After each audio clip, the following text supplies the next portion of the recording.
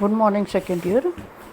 आज इस चैप्टर का लास्ट टॉपिक लेंगे, वो है उदासीनीकरण ऊष्मा या हीट ऑफ न्यूट्रलाइजेशन।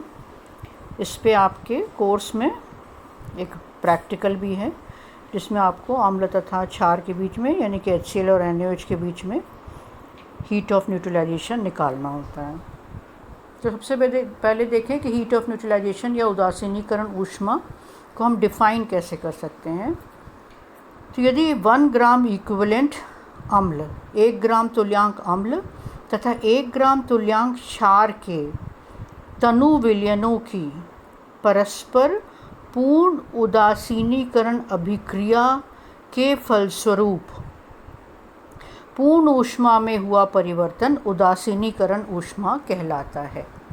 या it is defined as the change in heat content of the system when 1 gram equivalent of an acid is neutralized by 1 gram equivalent of base in a dilute aqueous solution।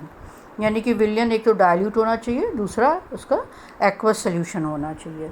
Example दे रखा है HCl aqueous, NaOH aqueous जो कि salt बनाता है और water बनाता है, और जो इसके लिए जो ऊष्मा निकलती है वो है 13.7 किलो कैलोरी ऊष्मा रिलीज़ होती है। तो इस वाले रिएक्शन को हम इस तरह से कह सकते हैं कि जब 36.5 ग्राम HCl, 36.5 ग्राम HCl क्या हुआ, 1 ग्राम तुल्यांक HCl तथा 40 ग्राम NaOH वो भी 1 ग्राम इक्विवेलेंट हुआ को उदासीन करता है। यानी कि 36.5 ग्राम HCl 40 ग्राम NaOH को उदासीन करता है तो 13.7 किलो कैलोरी ऊष्मा उत्पन्न होती है, और यही है हीट ऑफ न्यूट्रलाइजेशन या उदासीनीकरण ऊष्मा है।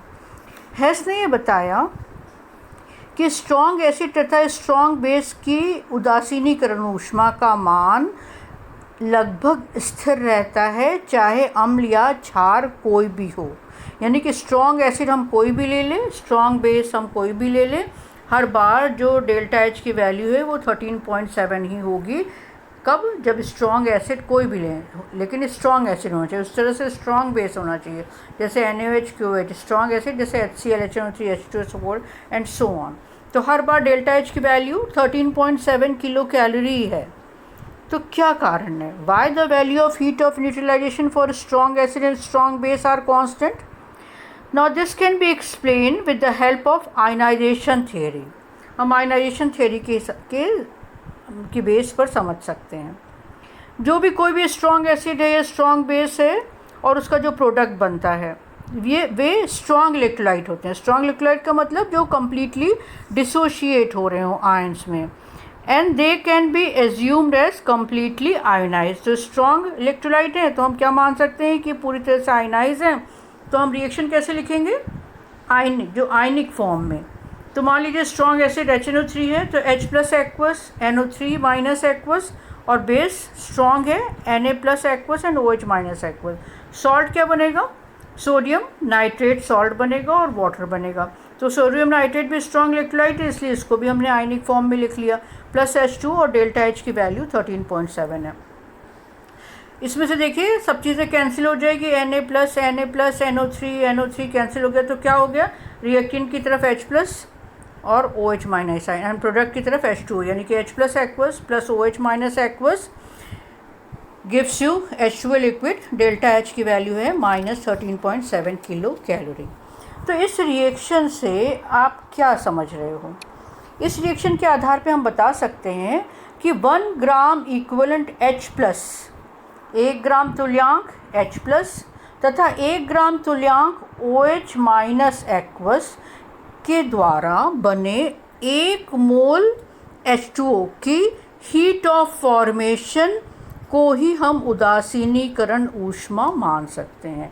यानी कि ये 1 ग्राम इक्विवेलेंट H प्लस है, ये 1 ग्राम इक्विवेलेंट OH माइनस है, और इससे क्या बन गया? H2O। तो इसका मतलब ये जो हीट है वो क्या कहलाएगी? हीट ऑफ फॉर्मेशन या संभवन ऊष्मा। और इस हीट ऑफ फॉर्मेशन को हम क्या मान सकते हैं? Heat of neutralization. और चूँकि प्रत्येक स्ट्रॉन्ग एसिड और स्ट्रॉन्ग बेस के 1 ग्राम तुल्यांक से जो प्राप्त H प्लस और OH आयन के तुल्यांकों की मात्रा समान होगी, और इसके द्वारा जो कंबाइन होंगे ये दोनों, तो उससे जल तथा ऊष्मा की मात्रा भी समान होगी। तो इसका मतलब ये हुआ कि जब हम स्ट्रॉन्ग एसिड और स्ट्रॉन्ग बेस के 1 ग्राम इक्विवेलेंट लेते हैं तो उससे ये जो कैंसिल होकर, चाहे कोई भी हम ले लें एसिड, कोई भी बेस ले लें, यदि 1 ग्राम इक्विवेलेंट ले लें और उसको इसी आयनिक फॉर्म में लिख दें, चाहे हम HCl NaOH को भी इसी आयनिक फॉर्म में लिख लें, तो हमें क्या मिलेगा, ये वाली रिएक्शन मिलेगी, यानी कि H+ का 1 ग्राम इक्विवेलेंट और OH का 1 ग्राम इक्विवेलेंट, और इससे बनेगा H2O 1 मोल, और जिसके लिए डेल्टा H की वैल्यू 13.7 किलो कैलोरी होती है। अब उदासीनीकरण अभिक्रिया में, यानी कि न्यूट्रलाइजेशन रिएक्शन में, यदि एसिड या बेस यदि वीक हों तो हीट ऑफ न्यूट्रलाइजेशन का मान 13.7 किलो कैलोरी से कम होगा। फॉर एग्जांपल यदि देखें, यदि हम एसिड लेते हैं एसिटिक एसिड, तो ये एसिटिक एसिड क्या हो गया, वीक, NaOH स्ट्रॉन्ग हो गया, सॉल्ट हमेशा पूरी तरह से डिसोशिएट होगा, और H2O, तो इस केस में जो डेल्टा H की वैल्यू है वो -13.2 है, यानी कि 13.7 से कम हो गई। दूसरा एग्जांपल ले लेते हैं जिसमें एसिड तो स्ट्रॉन्ग है लेकिन बेस वीक है, तो उस केस में फिर NH4Cl बना, ये सॉल्ट है, सॉल्ट हमेशा डिसोशिएट फॉर्म में दिखाएंगे, और यानी कि पूरी स्ट्रॉन्ग इलेक्ट्रोलाइट होता है, डेल्टा H की वैल्यू यहाँ पर है 13.27 किलो कैलोरी। और यदि मान लो दोनों ही वीक हो जाते हैं तो डेल्टा H की वैल्यू फर्दर और कम हो जाती है, यानी कि ये हो जाती है 12.0 किलो कैलोरी। अब इसके रीज़न को समझाया गया है। तो मान लीजिए कि एसिटिक एसिड है और NaOH है, यानी कि ये वाली रिएक्शन ले लें, तो एसिटिक एसिड क्या होता है, पूरी तरह से डिसोशिएट नहीं होता है, तो हम इसको इक्विलिब्रियम में शो में कर रहे हैं, और ये एसीटेट आयन बन रहा है और H+ आयन बन रहा है। ये जो NaOH है ये पूरी तरह से डिसोशिएट हो रहा है, तो देखिए ये क्या दे रहा है, Na+ एंड OH- आयन। तो एसिटिक एसिड देखिए हमने लिखा है ionize to a small extent, and NaOH पूरी तरह से आयनाइज हो रहा है। तो जब H+ आयन जो कि एसिड दे रहा है और OH आयन जो कि बेस दे रहा है, तो ये दोनों, यानी कि इस रिएक्शन में आप देख रहे हैं ये दोनों कंबाइन होंगे, H+ and OH ion combine होंगे, और जब ये दोनों कंबाइन होंगे, जैसे ही H+ आयन यहाँ ख़त्म होने लगेगा तो क्या होगा, द इक्विलिब्रियम फर्स्ट, यानी कि ये वाला शिफ्टेड टूवर्ड्स राइट, ये H+ आयन जब इसके साथ यूज़ होगा, H+ और OH आयन आपस में कंबाइन होंगे, तो क्या होगा, इक्विलिब्रियम, ये पहला वाला equilibrium right hand side shift होगा। इसका मतलब जो एसिटिक एसिड है वो डिसोशिएट होगा। अब ये एसिटिक एसिड डिसोशिएट हो रहा है, तो इसका कुछ ना कुछ जो ऊष्मा जो रिएक्शन में निकलती है वो इस डिसोशिएशन में, इसके डिसोशिएशन में यूज़ हो जाती है। तो इस वजह से जब यदि कोई भी अगर इस वीक है तो डेल्टा H की वैल्यू कम हो जाती है। Now experimental determination of heat of neutralization या उदासीनीकरण ऊष्मा का प्रायोगिक निर्धारण, ये आपके कोर्स में प्रैक्टिकल में भी है। तो इसमें सबसे पहले हमें W निकालना होता है। W क्या चीज़ है, कैपिटल W, जिसको हम कहते हैं वाटर इक्विवेलेंट या जल तुल्यांक। तो जल तुल्यांक का मतलब जो भी हम यूज़ कर रहे हैं, जैसे थर्मस फ्लास्क आप यूज़ करोगे, थर्मामीटर है, स्टरर है, यानी कि विडोलक है, तो ये सब भी कुछ ना कुछ अमाउंट की ऊष्मा को एब्जॉर्ब करते हैं। तो यहाँ पर हम वही एब्जॉर्ब ऊष्मा को निकालते हैं। तो इसके लिए हम क्या कहते हैं, जो टर्म यूज़ करते हैं उसको हम कहते हैं जल तुल्यांक, कैपिटल W। तो प्रयुक्त, तो पहला सबसे पहले हमें क्या निकालना होता है कि जो भी फ्लास्क यूज़ कर रहे हैं, थर्मामीटर, विडोलक आदि का जल तुल्यांक ज्ञात करना। तो देखिए इसमें हम क्या करते हैं, सबसे पहले हम फ्लास्क में M1 ग्राम पानी लेते हैं। तो M1 में जब आप लैब में करोगे तो यहाँ पर आप लेते हो 100 ml आप टैप वाटर ले लेते हो और उसका टेम्परेचर देख लेते हैं, वो है T1। अब एक बीकर में हम क्या करते हैं, M2 ग्राम वही 100 ml, यहाँ पर भी 100 ml हम लेंगे। 100 ml पानी हम एक बीकर में ले लेते हैं और उसको हम गर्म करते हैं। कितना गर्म करते हैं, 60 से 70 सेंटीग्रेड के बीच में हम गर्म कर लेते हैं। फिर बीकर को उतार लिया हमने बर्नर पर से और उसका टेम्परेचर देख लेते हैं। टेम्परेचर इनके बीच होना चाहिए, 60 से 70 के बीच होना चाहिए। तो जो भी एग्जैक्ट टेम्परेचर है T2 वो ले लेते हैं। उसके बाद हम ये जो 100 ml हो गया, एक तो है जो टैप वाटर है जिसका टेम्परेचर T1 है, एक जो हॉट वाटर है जिसका टेम्परेचर T2 है, इन दोनों को मिक्स कर देते हैं, यानी कि गर्म वाले पानी को टेम्परेचर नाप करके और थर्मस फ्लास्क में डाल देते हैं। और उसके बाद टेम्परेचर हम उस थर्मस फ्लास्क के कंटेंट का, जो कि 100 + 100 हो गया, उसका टेम्परेचर हम T3 ले लेते हैं। जब टेम्परेचर थर्मामीटर में बढ़ना रुक जाता है तो टेम्परेचर हमने ले लिया T3। अब पानी तथा फ्लास्क आदि के द्वारा ग्रहण की गई ऊष्मा, heat absorb by the water and flask. अब हमने गर्म पानी डाला है तो कुछ ऊष्मा कौन एब्जॉर्ब करेगा? एक ठंडा पानी, जो पानी टैप वाटर था वो एब्जॉर्ब करेगी ऊष्मा, और फ्लास्क आदि जो भी अंदर की चीज़ जो भी हमने लिया है वो हीट एब्जॉर्ब करेगा। तो कितनी हीट एब्जॉर्ब करेगी? ठंडा पानी कितना हमने लिया है? m1 यानी कि 100। T3 - T1। T3 क्या है? जो फाइनल टेम्परेचर है, और T1 जो ठंडे पानी का ताप था। तो T3 - T1 यानी कि इतनी ऊष्मा किसने एब्जॉर्ब करा? ठंडे पानी ने, जिसको हम दिखाया m1 प्लस W। W क्या चीज़ है? जितनी चीज़ें हमने ली हैं, थर्मस फ्लास्क, विडोलक, थर्मामीटर आदि, तो उसने भी कितनी ऊष्मा एब्जॉर्ब करी? T3 जो फाइनल है माइनस T1 जो इनिशियल है। तो ये तो एब्जॉर्ब हीट हो गई। Now heat given by the hot water. अब गर्म पानी ने कितनी ऊष्मा दी? तो गर्म पानी ने कितनी ऊष्मा दी? गर्म पानी यानी कि कितना अमाउंट था गर्म पानी का? m2 यानी कि 100 ml या 100 ग्राम। और उसका टेम्परेचर, गर्म पानी का टेम्परेचर कितना था? T2। और फाइनल टेम्परेचर कितना हो गया? T3। तो गर्म पानी के द्वारा दी गई ऊष्मा m2 within bracket T2 - T3। अब चूँकि heat can not be destroyed, न ही हम हीट को, ऊर्जा को ना उत्पन्न कर सकते हैं, ना ही हम डिस्ट्रॉय कर सकते हैं। तो इसका मतलब ये हुआ कि heat given is equal to heat absorb. जितनी हीट दी गई है उतनी हीट एब्जॉर्ब की गई है। तो हीट कितनी दी गई? गर्म पानी के द्वारा हीट दी गई m2 T2 - T3 is equal to, और एब्जॉर्ब कितनी की गई? ये m1 T3 - T1 plus W T3 - T1। ये इक्वेशन हो गई। अब यहाँ पर हमें क्या निकालना है? कैपिटल W निकालना है। तो W को एक तरफ कर लिया, बाकी इस वाले टर्म को हम इधर ले जाते हैं। तो W इज इक्वल टू क्या हो जाएगा? m2 T2 - T3 minus m1 T3 - T1 और अपॉन ये T3 - T1, ये T3 - T1, या W is equal to m2 T, ये जो नीचे है डिनोमिनेटर में, उसको दोनों तरफ अगर हम डिवाइड कर दें तो क्या होगा? m2 T2 - T3, ये T3 है, m2 T2 - T3 upon T3 - T1 minus ये T3 - T1, और T3 - T1 यहाँ पर कैंसिल हो गया, तो यहाँ पर क्या रह गया? केवल m1 रह गया। तो ये तो निकल गया, कैपिटल W आपने निकाल लिया। उसके बाद फिर हमें निकालना होगा दूसरा point, to determine heat of neutralization, यानी कि डेल्टा H निकालना है। अब हमने थर्मस फ्लास्क में से जो कंटेंट था, यानी कि गर्म पानी और ठंडा पानी जो 100 ml मिला रखा था हमने, उसको हमने फेंक दिया, और उसके बाद जो थर्मस फ्लास्क है उसको रूम टेम्परेचर पर आने दिया, और उसमें फिर हमने डाला 100 ml नॉर्मल HCl।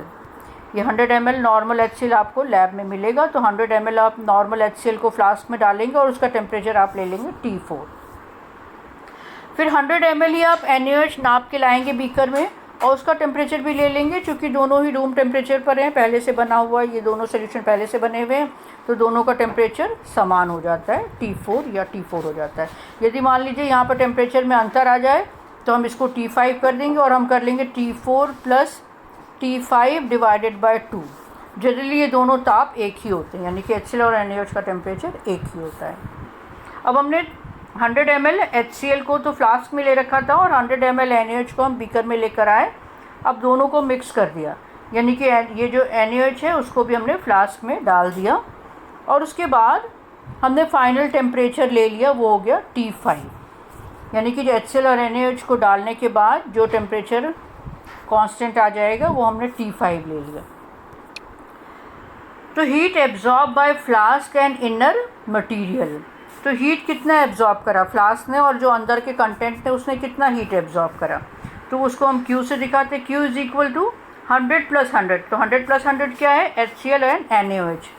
और फाइनल टेम्परेचर कितना है? T5, और इनिशियल टेम्परेचर है T4। ये T4। और यदि मान लें कि इन दोनों का ताप अलग अलग हो तो हमने यहाँ पर क्या कहा था, T4 + T5/2।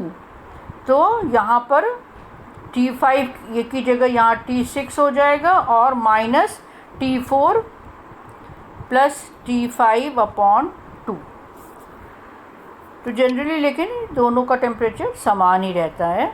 तो ये हो गया T5 - T4 + W जो इनर जो भी चीज़ें आपने लिए हैं, तो वो भी फाइनल टेम्परेचर T5 - T4 ये 200 है, 200 + W, ये T5 - T4 आपने कॉमन ले लिया तो 200 + W हो गया। तो Q = आ गया 200 + W within bracket T5 - T4। अब चूँकि जो सांद्रता ली है वो हमने कितनी ली है, नॉर्मल ली है। नॉर्मल का मतलब क्या हुआ, 1 ग्राम तुल्यांक प्रेजेंट है 1000 ml पानी में। लेकिन हमने यहाँ पर क्या लिया है, जो आपने हीट ऑफ न्यूट्रलाइजेशन को डिफ़ाइन करा था तो आपने क्या कहा था कि 1 ग्राम तुल्यांक अम्ल तथा 1 ग्राम तुल्यांक क्षार जब परस्पर क्रिया करें तो जो जितनी ऊष्मा रिलीज़ होगी उसको हम हीट ऑफ न्यूट्रलाइजेशन कहते हैं। यहाँ हमने 1 ग्राम तुल्यांक का मतलब क्या है कि हमने 1 ग्राम तुल्यांक मतलब नॉर्मल जो है 1 ग्राम तुल्यांक का मतलब क्या है कि 1000 ml में हो। 1 ग्राम तुल्यांक प्रेजेंट हो, 1 नॉर्मल का मतलब है कि 1 ग्राम तुल्यांक प्रेजेंट हो 1000 ml में। लेकिन यहाँ पर हमने आयतन कितना लिया है, 100 ml आयतन लिया है। इसका मतलब हमने 1000 ml नहीं लिया है बल्कि 1/10 ग्राम HCl और NaOH लिया है। तो इसका मतलब 1 ग्राम तुल्यांक HCl तथा 1 ग्राम तुल्यांक NaOH के उदासीनीकरण से ऊष्मा जो प्राप्त होगी वो कितनी हो जाएगी फिर, 10Q। ये Q कब आया है, जब हमने HCl और NaOH 100 ml लिया है, और हमें जब हम 1000 ml लेंगे तब जितनी ऊष्मा रिलीज़ होगी उसको हम हीट ऑफ न्यूट्रलाइजेशन कहते हैं। और चूँकि 100 ml लिया है जो कि 1/10 है, तो इसका मतलब जो Q ΔH जब हमें निकालना पड़ेगा तो हमें Q में 10 से मल्टीप्लाई करना पड़ेगा, तो हमारा हीट ऑफ न्यूट्रलाइजेशन होगा। तो इन जनरल फार्मूला क्या हो गया, फार्मूला हो गया ΔH = 200 + W T5 - T4 × 1000 upon volume of NaOH into normality of HCl और NaOH की जो भी नॉर्मलता है। यहाँ पर 1 ली थी, अम्ल या क्षार का आयतन हमने 100 ml ले रखा था, तो ये हमारा फार्मूला हो जाता है ΔH को निकालने के लिए। तो ये चैप्टर यानी कि फर्स्ट यूनिट आप कंप्लीट है। अब जरा सिलेबस डिस्कस कर लेते हैं। तो देखिए सिलेबस में क्या है, आप देख लीजिए, ज़्यादातर सारी चीज़ें ले चुके हैं सिलेबस में। तो सिलेबस में सबसे पहले चीज़ दिखा रखा है definition of thermodynamic terms, system surrounding etcetera. तो ये ले चुके हैं, system surrounding. Types of system ले चुके हैं। इंटेंसिव एंड एक्सटेंसिव प्रॉपर्टीज़ ये ले चुके हैं। फिर state and path function and their differential ये शायद रह गया है।